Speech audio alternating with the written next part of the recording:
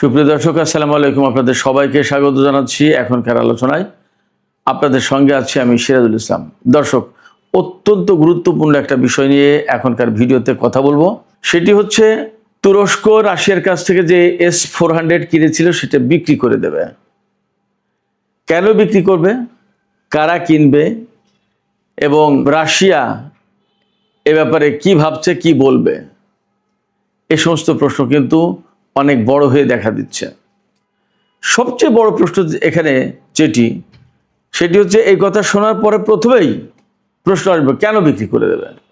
এই কেন বিক্রি করে দেবে তার একটু জবাব দিয়ে ভিডিওর বাকি কথা বলবো। আমেরিকার কাছ থেকে তুরস্ক F-35 যুদ্ধ বিমান কেনার জন্য চুক্তি করেছিল এবং 6টি বিমানের জন্য অর্থ পরিশোধ করেছিল।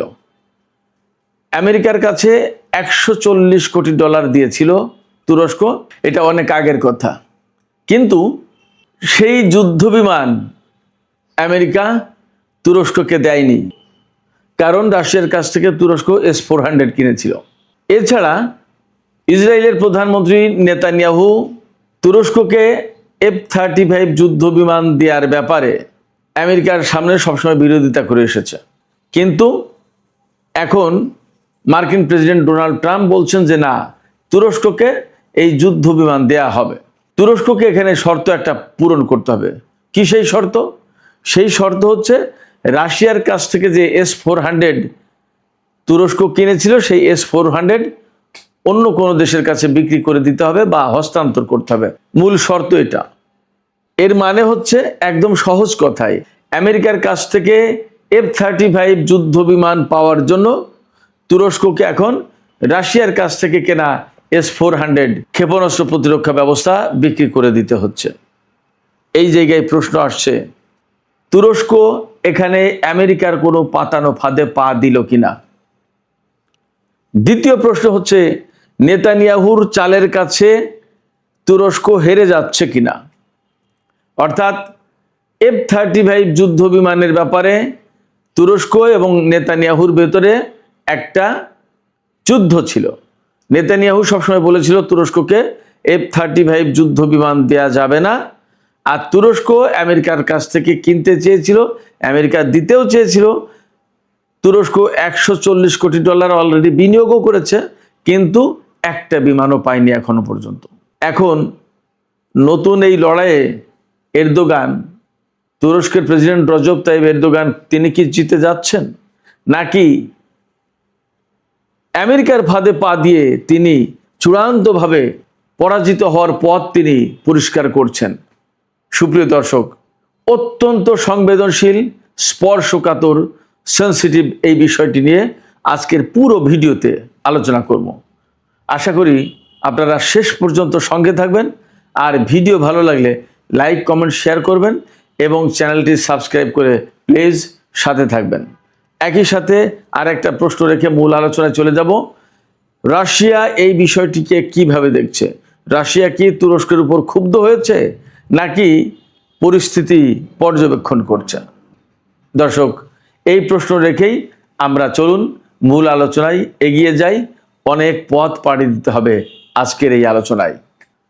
আলোচনা যেখান থেকে শুরু করতে চাই সেটি হচ্ছে 2000 সালের শেষ দিকে তুরস্ক প্রথম মার্কিন F-35 যুদ্ধ বিমান প্রকল্পে যুক্ত হয়। সেই সময় আমেরিকার সাথে তুরস্কের কথাবার্তা হয় এবং 2007 সালে চুক্তি সই হয়। তুরস্ক $140 কোটি জমা দেয় মার্কিন তহবিলে, মার্কিন কোম্পানির কাছে। লকহিড মার্টিন কোম্পানি এই F-35 যুদ্ধ বিমান তৈরি করে। আমেরিকার সরকারের সাথে তুরস্কের চুক্তি হয়, $140 কোটি জমা দেয়। প্রথমে 6টি বিমানের অর্থ পরিশোধ করে পুরোপুরি, এবং তুরস্কের সাথে আমেরিকার চুক্তি হয় 100টি F-35 যুদ্ধ বিমান পাবে তুরস্ক। এই রজব তাইব এরদোগান তখন প্রধানমন্ত্রী, তখন এই চুক্তি হয়। কিন্তু একটা জিনিস মনে রাখতে হবে, তুরস্ক কিন্তু নেটো জোটের খুব গুরুত্বপূর্ণ সদস্য, একমাত্র মুসলিম সদস্য, এবং আমেরিকার পরেই নেটো জোটের সবচেয়ে বড় সেনাবাহিনী হচ্ছে তুরস্কের। তার মানে তুর্কি বাহিনী অনেক বড় বাহিনী এবং খুব গুরুত্বপূর্ণ শক্তি। আর নেটো জোটের দক্ষিণ পূর্বাঞ্চলে তুরস্কের অবস্থান হওয়ার কারণে এই দিকটার মূল শক্তি কিন্তু নেটো জোটে তুরস্ক, ফলে খুবই গুরুত্বপূর্ণ একটা শক্তি। এত কিছুর পরেও তুরস্ক আজ পর্যন্ত একটি F-35 যুদ্ধ বিমানও পায়নি। অথচ ইসরায়েল আমেরিকার কাছ থেকে 70টি F-35 যুদ্ধ বিমান কেনার চুক্তি করে। কেনার চুক্তি বা পাওয়ার চুক্তি বা যাই হোক না কেন, আমেরিকার হাতে যেটা থাকবে সেটা ইসরায়েলের হাতে থাকবে, এটা হলো মূল কথা। তা সে টাকা দিয়ে হোক আর সেটা দান করে হোক, অথবা যদি আমেরিকা মনে করে যে এটা ইসরায়েলে থাকা মানে আমার কাছেই থাকা, যেভাবেই হোক, সেই ইসরায়েলের হাতে কিন্তু অনেক আগেই 40টির বেশি F-35 যুদ্ধ বিমান পৌঁছে গেছে এবং তা দফায় দফায় সিরিয়ার উপর, লেবাননের উপর, ইরাকের উপর, ইয়েমেনের উপর, ইরানের উপর ব্যবহার করা হয়েছে দফায় দফায়। বাট তুরস্ক আজ পর্যন্ত F-35 টিকিটাও ছুঁয়ে দেখতে পারেনি। তুরস্কের প্রেসিডেন্ট রজব তাইয়িপ এরদোগান দীর্ঘদিন ধরে চেষ্টা করেছেন ইউরোপীয় ইউনিয়নে যুক্ত হওয়ার জন্য, কিন্তু ইউরোপীয় ইউনিয়নের নেতারা তাকে বহুবার তার সামনে মূলা ঝুলিয়ে রেখেছে, তাকে কলা দেখিয়েছে, বাট তুরস্ককে ইউরোপীয় ইউনিয়নে সদস্য হিসেবে গ্রহণ করেনি। তুর্কি প্রেসিডেন্ট রজব তাইয়িপ এরদোগান সম্ভবত ভুলে যান তিনি একটি মুসলিম দেশের প্রতিনিধিত্ব করেন প্রধানমন্ত্রী বা প্রেসিডেন্ট হিসেবে। তাকে ওরা গ্রহণ করবে না, তিনি এটা বুঝতেই চান না। তিনি কি করে ঘুরে ফিরে বারবার ওদের দ্বারস্থ হন, তাদের কাছ থেকেই ভালোবাসা পাওয়ার ভীষণ ভীষণ প্রত্যাশা করেন, কিন্তু তিনি কখনো সেই ভালোবাসা পাবেন না। বারবার প্রত্যাখ্যাত হবেন, বারবার তিনি আঘাত পাবেন। ভালোবাসাটা ইসরায়েলের থলিতে গিয়ে জমা হবে নেটো জোটের, ইউরোপীয় ইউনিয়নের এবং আমেরিকার। এরদোগান ভুলে যান তিনি একটি মুসলিম দেশের প্রধানমন্ত্রী ছিলেন, এখন প্রেসিডেন্ট। যা হোক, তুরস্ক ভীষণ ইলিউশনে ছিল, যেটাকে মতিভ্রম বলা যায় বা তন্দ্রাজাল বলা যায় বা মোহাচ্ছন্ন বলা যায়। তিনি আমেরিকার কাছ থেকে F-35 জঙ্গি বিমান কেনার জন্য টাকা জমা দিয়েছেন এবং তিনি পাবেন। নানান কথায়, নানান ছলাকলায় দীর্ঘদিন ঘুরাতে 2017 সালে এসে যখন সিরিয়া ইস্যুতে ভীষণ টালমাটাল অবস্থা, সিরিয়া ইস্যুতে তিনি অত্যন্ত নেগেটিভ একটা রোল প্লে করেছেন। যাই হোক, টালমাটাল অবস্থা, তিনি তখন ঘোষণা দিলেন রাশিয়ার কাছ থেকে তিনি S-400 কিনবেন। তার আগে কিন্তু রাশিয়ার একটি যুদ্ধ বিমান ভূপাতিত করেছিলেন এই রজব তাইয়িপ এরদোগান, অর্থাৎ তার দেশের সেনাবাহিনী। রাশিয়ার কাছ থেকে S-400 কেনার ঘোষণা দিয়ে তিনি রাশিয়ার কাছে কিছুটা হলেও তখন আবার ঘনিষ্ঠ হতে পারলেন, কিন্তু তাতে আমেরিকা আরো বেশি ক্ষেপে গেল। খেপে গিয়ে তুরস্কের উপরে একেবারে নিষেধাজ্ঞা দিয়ে ফেলল। তুরস্ক নেটো জোটের সদস্য, অথচ তার উপরে আমেরিকা নিষেধাজ্ঞা দিল। সেই নিষেধাজ্ঞাকে তুরস্কের কারণেই প্রথম এই আইনটা করা হলো। যে সমস্ত দেশ রাশিয়ার কাছ থেকে S-400 কিনবে বা S-500 কিনবে, তাদের উপর স্বয়ংক্রিয়ভাবে মার্কিন অস্ত্র নিষেধাজ্ঞা বলবৎ হয়ে যাবে। আমেরিকার কোনো অস্ত্র সেই সমস্ত দেশ আর পাবে না। CAATAS এরকম একটা মনে হয় আইন। এই আইনটা পাশ হওয়ার পরে তুরস্কের উপরে এখন আমেরিকা নিষেধাজ্ঞা এখনো আছে। সেই নিষেধাজ্ঞা 3-4 দিন আগে তুরস্কের রাজধানী আঙ্কারায় নেটো জোটের শীর্ষ সম্মেলন হয়েছে। সেই শীর্ষ সম্মেলনে প্রেসিডেন্ট ডোনাল্ড ট্রাম্প এসেছেন। সেখানে রজব তাইয়িপ এরদোগানের সাথে ডোনাল্ড ট্রাম্পের একান্ত বৈঠক হয়েছে। বৈঠক হওয়ার পর সেখানে ডোনাল্ড ট্রাম্প রজব তাইয়িপ এরদোগানকে টোপ দিয়েছেন অথবা পরামর্শ দিয়েছেন, যে যেভাবে দেখতে চান, যে আপনি যদি এই S-400 আপনার হাতে রাখেন তাহলে তো আপনি নেটো সদস্য দেশ। আমি কি করে কংগ্রেসে বলি, ডোনাল্ড ট্রাম্প বলছেন, আমি কি করে কংগ্রেসকে বলি যে তুরস্কের হাতে যে S-400 আছে এটা নেটো জোটের জন্য কোনো সমস্যা না, আমেরিকান অস্ত্র প্রযুক্তি বা F-35 কোনো কিছুর জন্য সমস্যা না, এই কথা আমি কিভাবে বলবো? সেক্ষেত্রে আপনি এই S-400টা অন্য কারো কাছে দিয়ে দেন, বিক্রি করে দেন বা হস্তান্তর করেন, তাহলে আমি কংগ্রেসকে বলতে পারবো যে তুরস্কের হাতে S-400 নেই, এখন আমরা F-35 দিতে পারি এবং আমরা তো এত এত ডলার পাবো। এই টোপ বলেন আর এই পরামর্শ বলেন, যাই বলেন, তুরস্ক গিলেছে। রজব তাইয়িপ এরদোগান বা রিসেপ তাইয়িপ এরদোয়ান যাই বলেন, তিনি এই মতামত, এই পরামর্শ, এই টোপ যাই বলেন গিলেছে, তিনি ধরেছেন, গ্রহণ করেছেন। গ্রহণ করার পরে এখন ঘোষণা এসছে তুরস্কের ডেইলি হুরিয়াত, এটা তুরস্কের খুবই গুরুত্বপূর্ণ একটা পত্রিকা। এই পত্রিকায় রিপোর্ট বেরিয়েছে আজকেই যে S-400 তুরস্ক সম্ভবত বেচে দেবে কার কাছে? মধ্যপ্রাচ্যের দেশ কাতার অথবা সংযুক্ত আরব আমিরাতের কাছে, এখনো শিওর হয়নি। এখানে আমি একটু বলে রাখি, কাতারের সাথে তুরস্কের কিন্তু অনেক বেশি দহরম মহরম সম্পর্ক। কাতারে তুরস্কের সেনা মোতায়েন করা আছে, একটা সামরিক ঘাঁটি আছে তুরস্কের। এর বিপরীতে সংযুক্ত আরব আমিরাতের সাথে কিন্তু তুরস্কের সম্পর্ক আগেই অনেক খারাপ ছিল, ভালো ছিল না সম্পর্ক। সেই জায়গায় ইদানিং একটু সম্পর্ক ভালো হয়েছে, কিন্তু কাতারের সাথে যে সম্পর্ক, সেই সম্পর্ক তুরস্কের সাথে সংযুক্ত আরব আমিরাতের নেই। এই জায়গা থেকে আমি ধারণা করি যে হয়তোবা কাতারকে দিতে পারে, যদি এই বেচা বিক্রি বা হস্তান্তরের প্রশ্ন সত্যি সত্যি আসেই। রাশিয়া কি বলছে এখানে? রাশিয়া বলছে যে তুরস্ক এই S-400 ক্ষেপণাস্ত্র প্রতিরক্ষা ব্যবস্থা কারোর কাছে বিক্রি বা হস্তান্তর করতে যাচ্ছে কিনা, বিষয়টি নিয়ে আমরা খুব ঘনিষ্ঠভাবে পর্যবেক্ষণ করছি।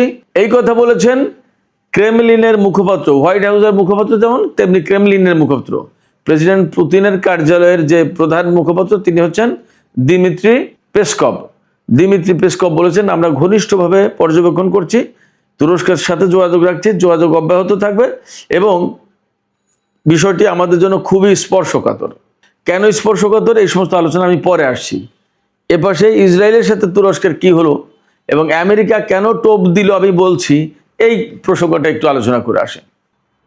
ইসরায়েলের প্রধানমন্ত্রী বেনিয়ামিন নেতানিয়াহু দীর্ঘদিন ধরে তিনি ক্ষমতায়, প্রায় 30 বছর ধরে তিনি ক্ষমতায় আসা যাওয়ার উপরেই আছেন। সামান্য সময় ক্ষমতার বাইরে থাকলেও বেশিরভাগ সময় তিনি এই 30 বছরের ভেতরে ইসরায়েলের ক্ষমতায় ছিলেন এবং তিনি একচেটিয়া প্রধানমন্ত্রী বলা যায়। এর মূল কারণ হলো যে ইসরায়েল যে কিসিমের রাষ্ট্র, সেই কিসিমের রাষ্ট্রের জন্য যে ধরনের পলিসি দরকার, নেতানিয়াহু সেটা খুব ভালো পারে, যা করছে বর্তমানে। আপনারা তো বুঝতেই পারছেন কি বলতে চাইছি।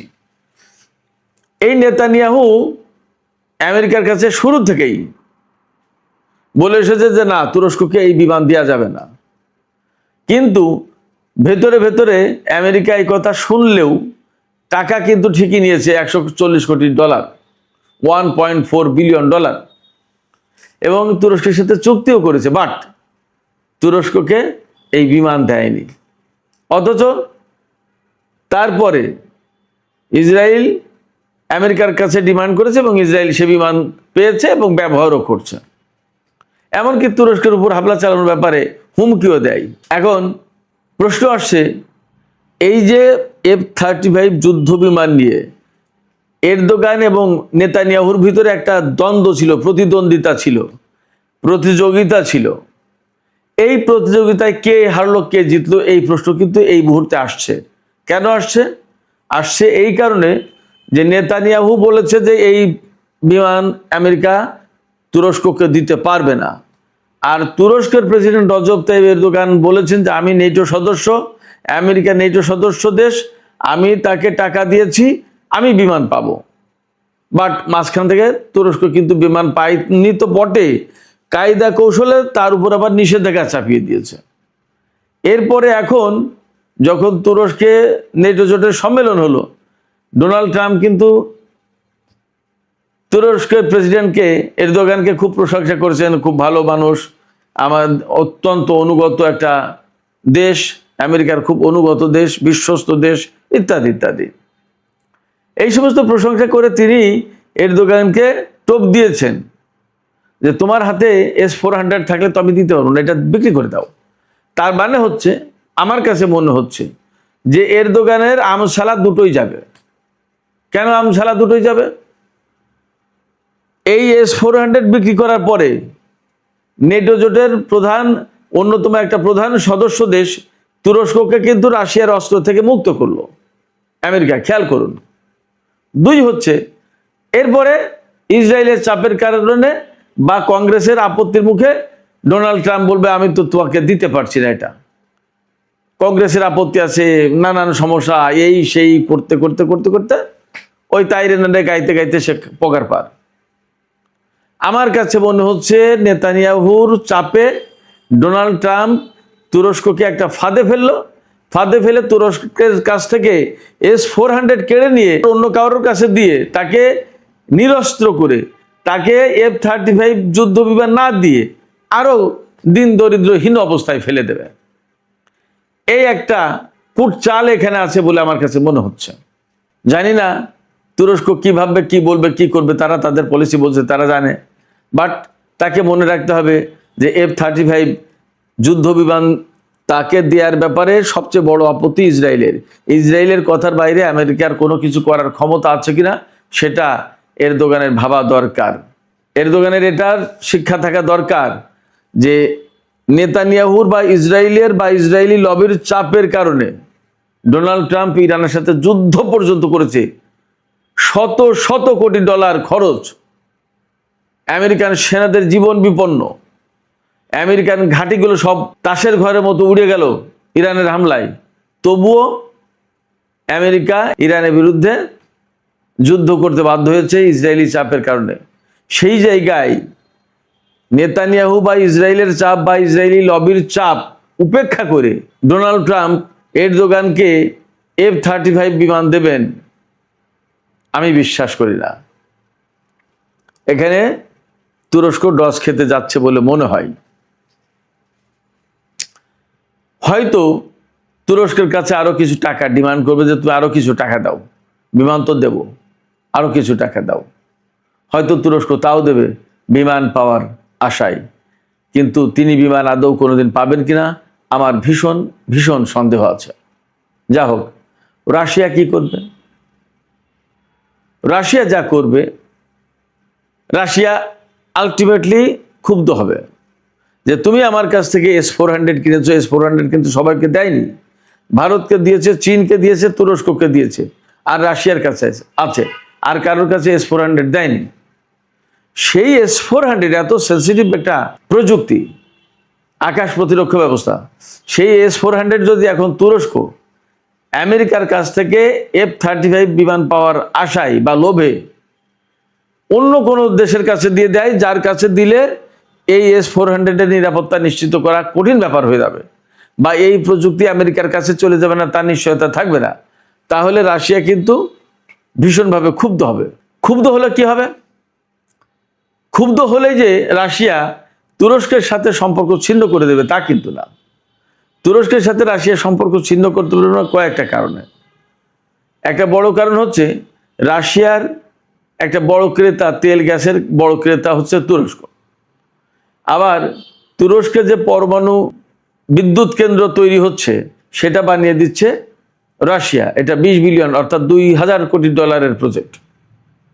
আবার কৃষ্ণ সাগরে রাশিয়ার যে নৌবহর আছে, তার যে ঘাঁটি আছে সেভাস্তোপোলে, এই সেভাস্তোপোল বা এই নৌঘাঁটি থেকে যুদ্ধ জাহাজ নিয়ে বা রাশিয়ার কোনো জাহাজ যদি এশিয়া, আমেরিকায়, আফ্রিকা আসতে হয়, তাহলে তুরস্কের বসফরাস প্রণালী পার হয়ে, দারদানেলিস প্রণালী পার হয়ে, এজিয়ান সাগর পার হয়ে, ভূমধ্য সাগর দিয়ে আটলান্টিকে যাওয়া এবং আফ্রিকা এই সমস্ত জায়গায় আসা, অথবা সুয়েজ খাল পার হয়ে লোহিত সাগর দিয়ে, এডেন উপসাগর দিয়ে আরব সাগর বা ভারত মহাসাগরে আসা, বা মধ্যপ্রাচ্যে আসা, আপনার হরমুজ প্রণালী দিয়ে পারস্য উপসাগরে আসা, অর্থাৎ তুরস্কের এই বসফরাস প্রণালী পার হতে হবে রাশিয়াকে যদি বাইরের জগতে আসতে হয় কৃষ্ণ সাগর থেকে।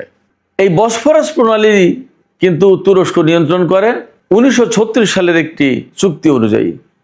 সুইজারল্যান্ডের মন্ট্রিক্স শহরে এই মন্ট্রিক্স কনভেনশনের মাধ্যমে এই বসফরাস প্রণালী, যদিও আন্তর্জাতিক প্রণালী, এই প্রণালী নিয়ন্ত্রণের ভার তুরস্কের হাতে দেয়া হয়। এটা আন্তর্জাতিকভাবে স্বীকৃত এবং এই আইন সবাই মেনে চলে।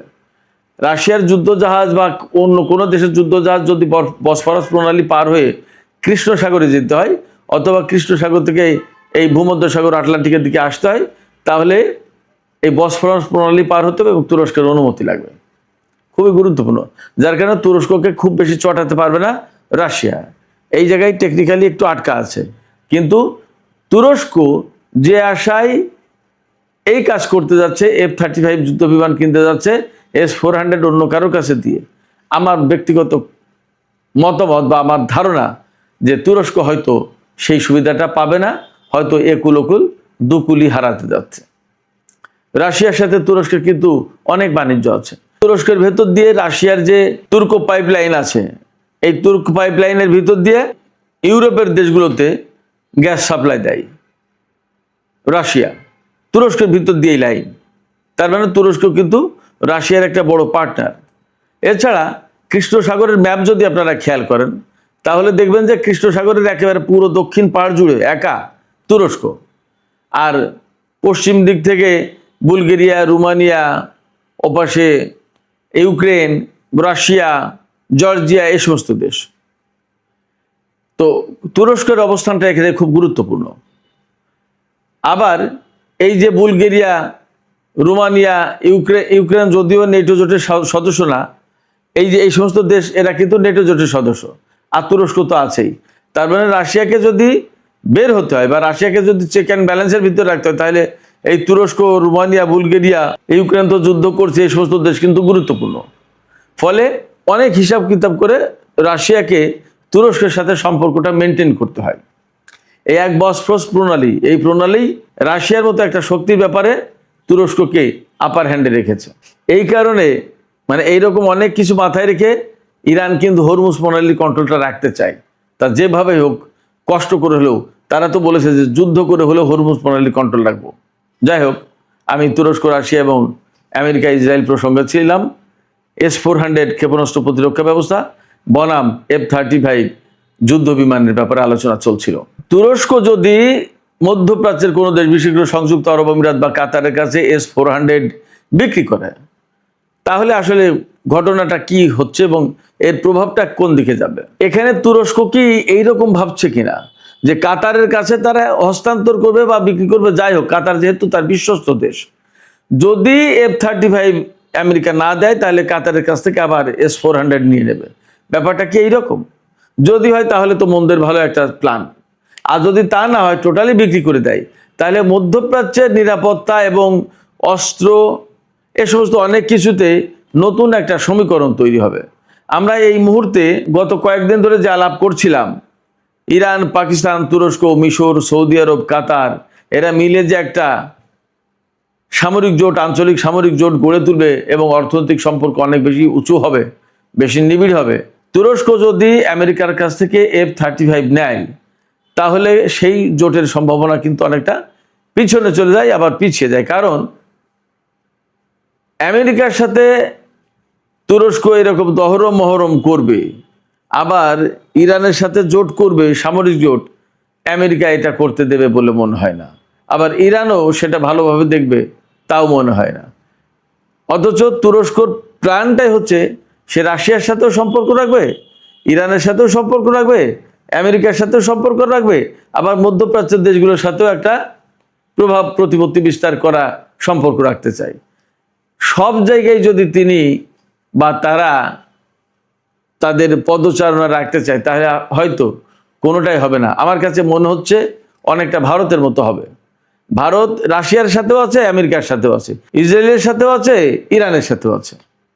তুরস্কের সেই একই অবস্থা, যার কারণে কোনো একটা জায়গায় যে শক্ত অবস্থান হবে আমার কাছে মনে হচ্ছে তা হবে না। তাতে নিকট ভবিষ্যতে হয়তো সে সংকটেই পড়বে। দেখা যাক আসলে পরিস্থিতি কোথায় গিয়ে শেষ হয়, আমরা দেখার অপেক্ষায় থাকি।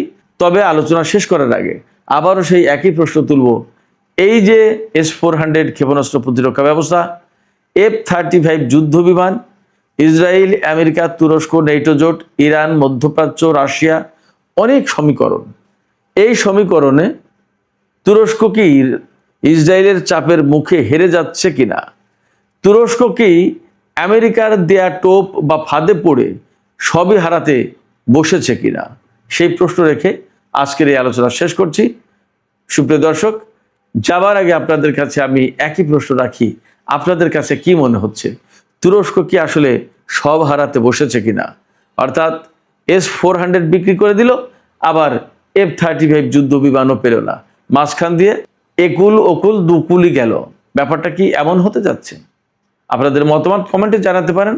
আর ভিডিও ভালো লাগলে লাইক, কমেন্ট, শেয়ার করবেন প্লিজ, এবং চ্যানেলটি সাবস্ক্রাইব করে সাথেই থাকবেন। সুপ্রিয় দর্শক, এখনকার মতো আলোচনা এখানে শেষ করছি। আপনারা সবাই অনেক অনেক ভালো থাকুন। আল্লাহ হাফেজ।